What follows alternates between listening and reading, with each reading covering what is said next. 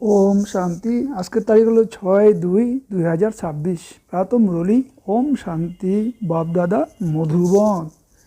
মিষ্টি বাচ্চারা, এ হলো চড়তি কলা সময়। ভারত দরিদ্র থেকে ধনশালী হয়ে যায়। তোমরা বাবার থেকে সত্যযুগীয় রাজত্বে উত্তরাধিকার প্রাপ্ত করে নাও। আজকের প্রশ্ন হলো, বাবার কোন টাইটেল শ্রীকৃষ্ণকে দেওয়া যেতে পারে না? উত্তরটা হলো, বাবা হলেন দীননাথ। শ্রীকৃষ্ণকে এরকম বলবে না, তিনি তো অতি ধনবান, তার রাজ্যে সকলেই ঐশ্বর্যশালী। বাবা যখন আসেন তখন সর্বাপেক্ষা দরিদ্র থাকে ভারত, ভারতকেই ঐশ্বর্যশালী করেন। তোমরা বলো, আমাদের ভারত স্বর্গ ছিল, এখন নেই, পুনরায় হয়ে যাবে। দীনবন্ধু বাবাই ভারতকে স্বর্গে পরিণত করেন। গীত। অবশ্যই সেই দিন এসেছে আজ। ওম শান্তি। মিষ্টি মিষ্টি আত্মারূপী বাচ্চারা এই গান শুনেছ। যেমন আত্মা গুপ্ত আর শরীর প্রত্যক্ষ। আত্মাকে এই নয়ন দ্বারা দেখতে পাওয়া যায় না, গুপ্ত থাকে। আছে তো অবশ্যই, কিন্তু এই শরীরে আবরণে, তাই বলা হয় আত্মা গুপ্ত। আত্মা স্বয়ং বলে যে আমি নিরাকার, এখানে সাকারে এসে গুপ্ত হয়েছি। আত্মাদের নিরাকারই দুনিয়ায় আছে, সেখানে গুপ্ত হওয়ার কোনো কথা নেই। পরম পিতা পরমাত্মাও এখানেই থাকেন। বাবাকে বলা হয় সুপ্রিম। উচ্চ থেকেও উচ্চ হলো আত্মা, আর সর্বাপেক্ষা ঊর্ধ্বে থাকেন পরম আত্মা। বাবা বলেন, যেমন তোমরা গুপ্ত, আমাকেও গুপ্তভাবে আসতে হয়। আমি গর্ভ জেলে আসি না, একমাত্র শিব হিসাবেই আমার নামের প্রচলন আছে। আমি এই শরীরে আসি, তথাপি আমার নাম পরিবর্তন হয় না। এনার আত্মার যে শরীর রয়েছে তার নাম বদল হয়ে যায়। আমাকে তো শিবই বলা হয়, সকল আত্মাদের পিতা। তোমরা আত্মারা হলে এই শরীরের গুপ্ত, এই শরীরের দ্বারা কর্ম করো। আমিও গুপ্ত। তাহলে বাচ্চারা এখন এই জ্ঞান পাচ্ছে যে আত্মা এই শরীরের দ্বারা আবৃত। আত্মা অপ্রত্যক্ষ, শরীর প্রত্যক্ষ। আমিও অশরীরী, বাবা গুপ্ত, তিনি এই শরীরের মাধ্যমে শোনান। তোমরা গুপ্ত শরীরের দ্বারা শোনো। তোমরা জানো যে বাবা এসেছেন ভারতকে পুনরায় দরিদ্রতা থেকে ঐশ্বর্যশালী করতে। তোমরা বলবে আমাদের ভারত, প্রত্যেকেই নিজের রাজ্যের উদ্দেশ্যে বলবে যে আমাদের গুজরাট, আমাদের রাজস্থান, আমাদের বলতে থাকলে তার মধ্যে মোহ থাকে। আমাদের ভারত দরিদ্র, এই তো সকলেই মানে, কিন্তু তারা জানে না যে আমাদের ভারত কবে ঐশ্বর্যশালী ছিল, কীরকম ছিল। বাচ্চারা, তোমাদের অত্যন্ত নেশা রয়েছে। আমাদের ভারত তো অতি ধনশালী ছিল, দুঃখের কোনো কথাই ছিল না। সত্যযুগে দ্বিতীয় আর কোনো ধর্ম থাকে না, একমাত্র দেবী দেবতা ধর্মই ছিল, একথা কেউ জানে না। ওয়ার্ল্ডের এই যে হিস্ট্রি জিওগ্রাফি রয়েছে তা কেউ জানে না। এখন তোমরা ভালোভাবে জানো যে আমাদের ভারত অত্যন্ত ঐশ্বর্যশালী ছিল, এখন অত্যন্ত দরিদ্র। এখন পুনরায় বাবা এসেছেন ধন সমৃদ্ধ করতে। যখন দেবী দেবতাদের রাজ্য ছিল তখন ভারত অত্যন্ত ঐশ্বর্যশালী ছিল। পরে সেই রাজ্য কোথায় গেল তা কেউ জানে না। ঋষি মুনি ইত্যাদিরও রচয়িতা এবং রচনাকে জানে না। বাবা বলেন, সত্যযুগেও দেবী দেবতাদের রচয়িতা এবং রচনার আদি মধ্য অন্তের জ্ঞান ছিল না। যদি তাদের জ্ঞান থাকে যে আমরা সিঁড়িতে নামতে নামতে কলিযুগে চলে যাব, তাহলে রাজত্বের সুখও থাকবে না, চিন্তাগ্রস্ত হয়ে পড়বে। এখন তোমাদের চিন্তা হয়েছে যে তোমরা শতপ্রধান, আমরা শতপ্রধান ছিলাম, পুনরায় শতপ্রধান কীভাবে হব?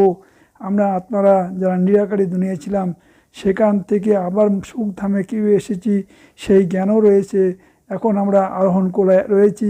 এ হলো 84 জন্মের সিঁড়ি। নামানুসারে প্রত্যেক একটা নম্বরে অনুক্রমে নিজ নিজ সময়ানুসারে এসে অর্থাৎ নিজেদের পার্ট প্লে করে। বাচ্চারা, এখন তোমরা জানো যে দীনবন্ধু কাকে বলা হয়, এই দুনিয়া জানে না। গানও শুনেছ যে অবশ্যই সেই দিন এসেছে, আর সেই দিনের জন্য প্রতীক্ষা করতাম সকল ভক্তরা। ভগবান কবে এসে আমাদের ভক্তদের এই ভক্তিমার্গ থেকে মুক্ত করে সদ্গতিতে নিয়ে যাবেন তা এখন বুঝেছি। বাবা পুনরায় এই শরীরে এসে গেছেন। শিব জয়ন্তী যখন পালিত হয় তখন অবশ্যই আসেন। এমনও তো বলবেন না যে আমি কৃষ্ণের শরীরে আসি না। বাবা বলেন কৃষ্ণের আত্মা 84 জন্ম নিয়েছেন। এ হলো ওনার অনেক জন্মের অন্তের অন্তিম জন্ম।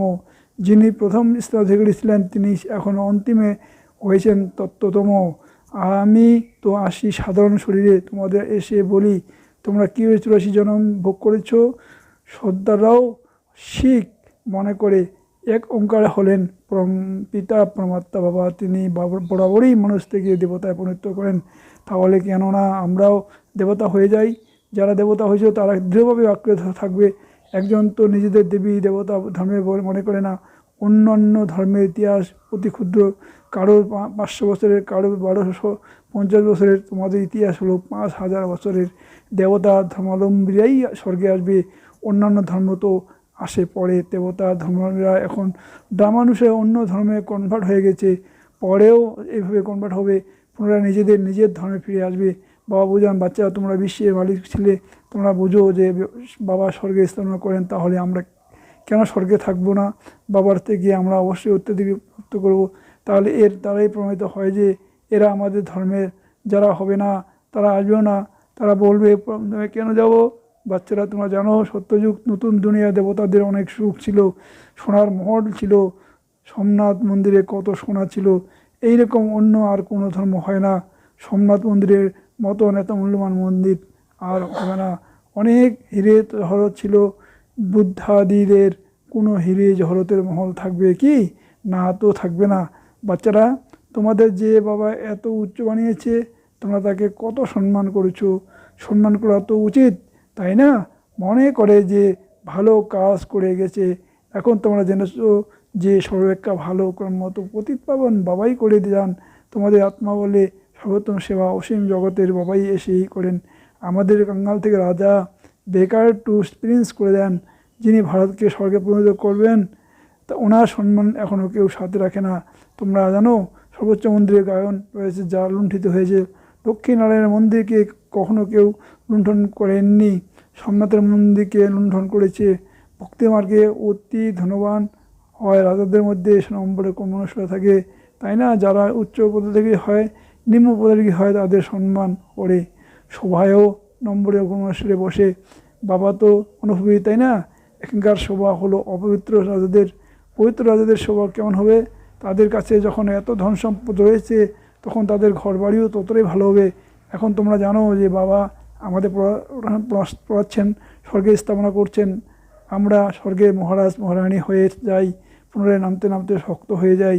তখন আমরাই আবার সর্বপ্রথমে শিব বাবার পূজারী হব, যিনি বিশ্বের মালিক করেছেন, তারই পূজা করব। তিনি আমাদের অত্যন্ত ধনবান করে দেন। এখন ভারত কত দরিদ্র, যে জমি 500 টাকায় নিয়েছিল তা এখন 5000-এরও অধিক হয়ে গেছে। এইসব হলো আর্টিফিশিয়াল দাম। ওখানে তো জমি মূল থাকে না, যার যতখানি চাই ততখানি নিয়ে নেবে। প্রচুর সংখ্যক জমি পড়ে থাকবে। মিষ্টি নদীর ধারে তোমাদের মহল থাকবে, অতি অল্প সংখ্যক মানুষ থাকবে। প্রকৃতি বেশ দাসী, ফল ফুলও অতি উত্তম গুণমানের পাওয়া যাবে। এখন কত পরিশ্রম করতে হয়, তবুও অন্ন পায় না। ক্ষুধা তৃষ্ণায় অনেক মানুষ দ্বারা যায়। তাই গান শুনলে তোমাদের রোমাঞ্চিত হওয়া উচিত। বাবাকে দীনদয়াল বলা হয়। দীনদয়ালের অর্থ তো বুঝো, তাই না? কাউকে শক্তিশালী করে অবশ্যই সেখানে আসবে, তাদেরকেই ধনবান করে দেবে। বাচ্চারা, তোমরা জানো তোমাদের পবিত্র থেকে অপবিত্র হতে 5000 বছর লাগে। পুনরায় এখন বাবা অতি শীঘ্র অপবিত্র থেকে তো পবিত্র করে দেন, উচ্চ থেকে উচ্চ করে দেন। 1 সেকেন্ডে জীবন মুক্তি প্রাপ্ত হয়ে যায়। তারা বলে, বাবা আমরা তোমার। বাবা বলেন, বাচ্চারা তোমরা বলে বিশ্বের মালিক। পুত্র সন্তানের জন্ম হয় আর উত্তরাধিকারী হয়ে যায়, কত ঋষি খুশি হয়। আর কন্যা সন্তান দেখে চেহারা উদাস হয়ে যায়। এখানে তো সব আত্মারই সন্তান। এখন জেনেছো যে আমরা 5000 বছর পূর্বে স্বর্গের মালিক ছিলাম। বাবা এমনভাবে তৈরি করেছেন, শিব জয়ন্তী পালন করে, কিন্তু জানে না যে তিনি কবে এসেছিলেন। লক্ষ্মীনারায়ণের রাজ্য ছিল, সেটাও কেউ জানে না। জন্মদিন পালনের জন্য শিব লিঙ্গের বড় বড় মন্দির তৈরি করে, কিন্তু তিনি কীভাবে এসেছেন, এসে কী করছেন, কিছুই জানে না। একেই বলা হয় ব্লাইন্ড ফেথ বা অন্ধশ্রদ্ধা। তারা এটাই জানে না যে আমাদের ধর্ম কি, তা কবে অস্তিত্ব হয়েছে। অন্যান্য ধর্মাবলীরা জানে যে বুদ্ধ কবে এসেছিলেন, তিথি তারিখও রয়েছে। শিব বাবার দক্ষিণ নারায়ণের কোনো তিথি বা তারিখ নেই। 5000 বছরের কথাকে লক্ষ লক্ষ বছর লিখিয়ে রেখেছে। লক্ষ লক্ষ বছরের কথা কি করেও স্মরণে আসতে পারে। ভারতে দেবী দেবতা ধর্ম কবে ছিল তা বোঝায় না লক্ষ লক্ষ বছরের হিসাবে। তাও ভারতের জনসংখ্যা সর্বাপেক্ষা অধিক হওয়া উচিত, ভারতের জমিও সর্বাপেক্ষা বৃহৎ হওয়া উচিত। লক্ষ লক্ষ বছরে কত মানুষের জন্ম হয়, অগন্তি মানুষ হয়ে যায়, এই তো এ তো এত তো নেই, আরও কম হয়ে গেছে। এ সমস্ত কথা বাবা বসে থেকে বোঝান। মানুষ যখন এ কথা শুনে তখন বলে যে এমন কথা তো কখনো শুনিনি, না শাস্ত্রে তো পড়েছি, এ তো অতি বিস্ময়কর কথা। বাচ্চারা, এখন তোমাদের বুদ্ধিতে সমগ্র চক্রের জ্ঞান রয়েছে। এখন ইনি হলেন অনেক জন্মের অন্তের অপবিত্র আত্মা, যিনি শতপ্রধান ছিলেন, তিনি এখন তমপ্রধান পুনরায় শতপ্রধান হয়ে যেতে হবে। আত্মারূপী তোমরা এখন শিক্ষা লাভ করছো। আত্মা কানের মাধ্যমে শোনেন, তাই শরীর দুলতে থাকে, কারণ আত্মা শুনে তাই না। অবশ্যই আমরা আত্মারা 84 জন্ম নেই, 84 জন্মের 84 জন মাতা পিতাকে অবশ্যই পেয়েছি। এও তো হিসেব, তাই না? বুদ্ধিতে আসে যে আমরা 84 জন্ম নেই, আবার স্বল্পমেয়াদী জন্মকারীও থাকবে। এমনি এমনি কি সকলে 84 জন্ম নেবে নাকি? না তো নেবে না। বাবা বসে বসে বুঝান যে শাস্ত্রতে কী কী সব কথা লিখিয়ে দিয়েছে তোমাদের জন্য, তো তবু 84 জন্ম বলা হয়। আমার উদ্দেশ্যে তো অগন্তি হিসাব ভূত জন্ম বলে দেয়। কোনায় কোনায় পাথর মাটিতে ফেলে দিয়েছে, ব্যাস সেই দিকে দেখি শুধু তুমি কৃষ্ণই কৃষ্ণ রয়েছে মথুরা বৃন্দাবনে, এমনই বলতে থাকে। কৃষ্ণই সর্বব্যাপী। রাধাপন্থীরা আবার বলবে রাধাই রাধা, তুমিও রাধা আমিও রাধা, তাহলে অবশ্যই একমাত্র বাবাই হলেন। দীনবন্ধু, এই ভারত যা সর্বাপেক্ষা ঐশ্বর্যশালী ছিল, এখন সর্বাপেক্ষা দরিদ্র হয়ে গেছে, সেই জন্য আমায় ভারতে আসতে হবে। এই হলো পূর্বনীত ড্রামা, এতে সামান্যতম পার্থক্য হতে পারে না। ড্রামা যা শ্যুট করা হয় গেছে তা হুবহু পুনরাবৃত্তি হতে হয়, এতে পাইয়ের অর্থাৎ অতি সামান্যতম পার্থক্য হতে পারে না। ড্রামাকে জানা নেই, ড্রামা মানে ড্রামা, ওটা হলো পার্থিব জগতের নাটক, এটা হলো অসীম জগতের নাটক। এই অসীম জগতের ড্রামা আদি মধ্য অন্তকে কেউ জানে না, তাই দীনবন্ধু নিরাকার ভগবানকেই মানবে, কৃষ্ণকে তো মানবে না। কৃষ্ণ তো হয় ঐশ্বর্যশালী সত্যযুগের যুবরাজ, ঈশ্বরের তো নিজস্ব শরীর নেই। বাচ্চারা, উনি এসে তোমাদের ঐশ্বর্যশালী করে দেন, তোমাদের রাজযোগের শিক্ষা দেন, অধ্যয়নের মাধ্যমে ব্যারিস্টার হয়ে আবার উপার্জন করে।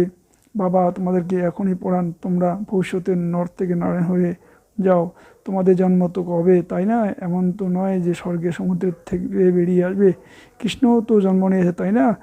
কংস, পুরী ইত্যাদি তো সেই সময় ছিল না। কৃষ্ণের নাম কত গাওয়া হয়, ওনার বাবার যেমন তেমন কোনো প্রশস্ত শোনা যায় না। ওনার বাবা কোথায়?